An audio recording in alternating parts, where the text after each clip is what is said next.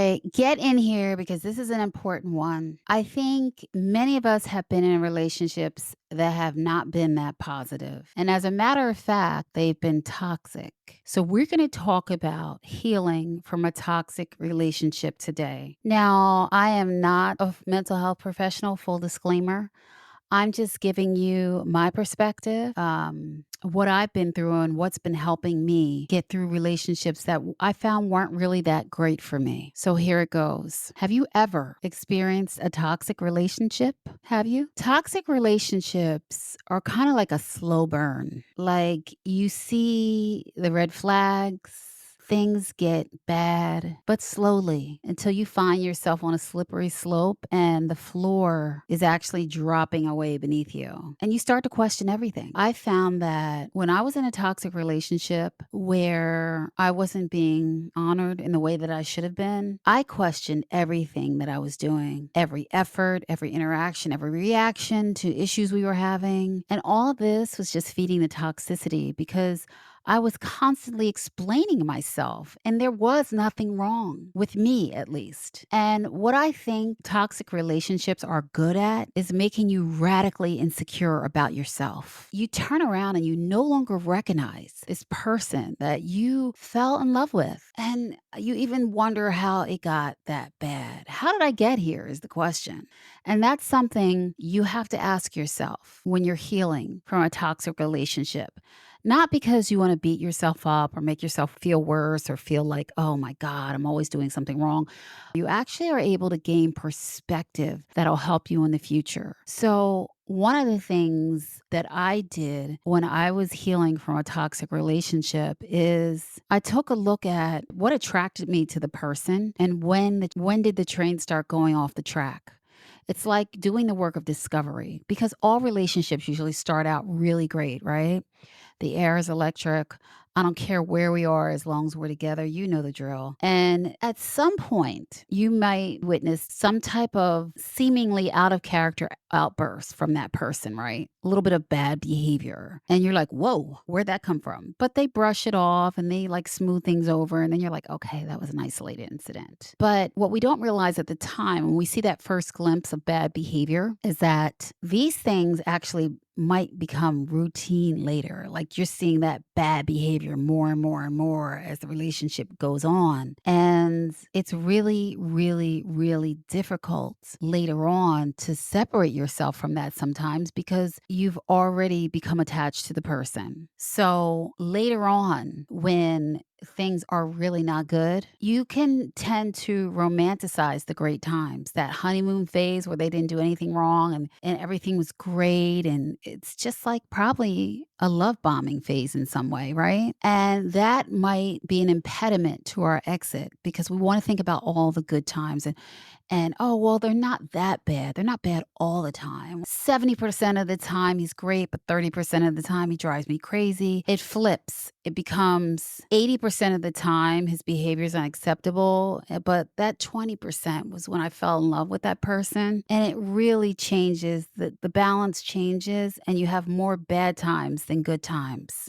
So when I did the work of actually looking at, okay, I think I was attracted and connected with this person because they made me feel special or made me feel valued, and I felt like they were a good person. But what actually kept me in that relationship once things weren't so great? And I can say for myself, and you might be able to relate to this.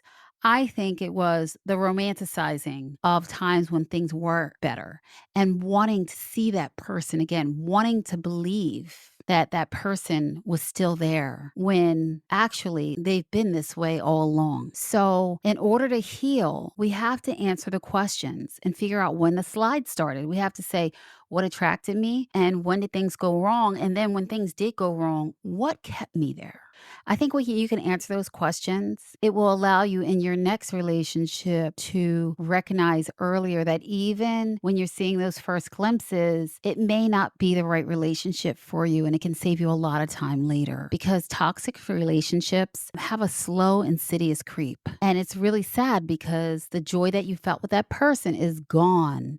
And at some point, the wheels just come off. So you're picking up all the broken pieces of your heart that you gave to this person off the floor constantly. And it's really a sad experience. So when you take the time to figure out how you got there and why you stayed, you're able to move forward with clarity into your next relationship. And since we're talking about toxic relationships, let me give you 3 types. The toxics, I'll call them. The narcissist is top of my list because the narcissist has a goal of eroding your sense of self. Nothing you do is ever going to be right. You're an accessory for them. They like give you in the beginning of your relationship a false sense of security, the love bombing, and then they yank the rug out from under you and start criticizing. Then they start the eroding of your confidence to the point where you might actually be looking to them for approval. The narcissists have a well worn playbook that they kind of roll out for each of their new victims, and you're never going to be any different for them. So when you spot a narcissist, the best thing you can do is exit stage left as soon as possible. Then there's the cheater. He's another toxic. Where were you when you realized that the man you were with was a cheater? Was it the night he didn't come home, or when you accidentally heard somebody, one of his friends, call you the wrong name? Where were you? I'll guarantee you'll never forget the time when you found out your man was cheating on you. If someone cheats on you repeatedly, then they can't honor you. If they do it once, they'll do it again. So the cheaters are always going to be toxic in my book. And there's a third type I wanted to bring your attention to, and that is the toxic personality that has the idea that we drown together. All their bad habits, they project onto you, and they try to encourage you to do things that are outside of your comfort zone. Toxic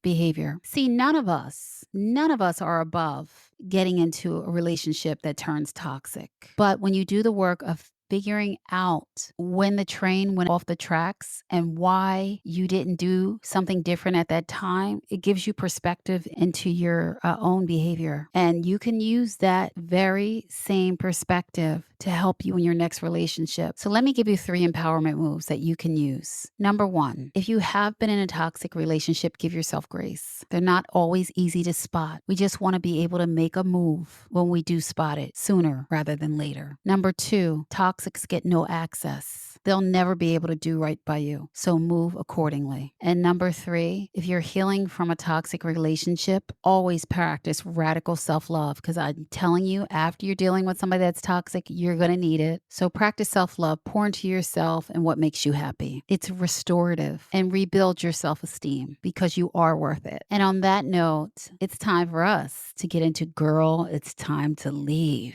Girl, it's time to leave when he is so toxic that every time he enters the room, you feel like the oxygen is leaving. Have you ever felt that way? His behavior is so bad that you feel like you can't breathe when he's around. That is a no-go. Girl, get your keys now because it is time to leave. All right, guys, meet me right back here next week. And don't forget to hit that follow button and leave a review. And tell all your friends because the single girls just got the mic.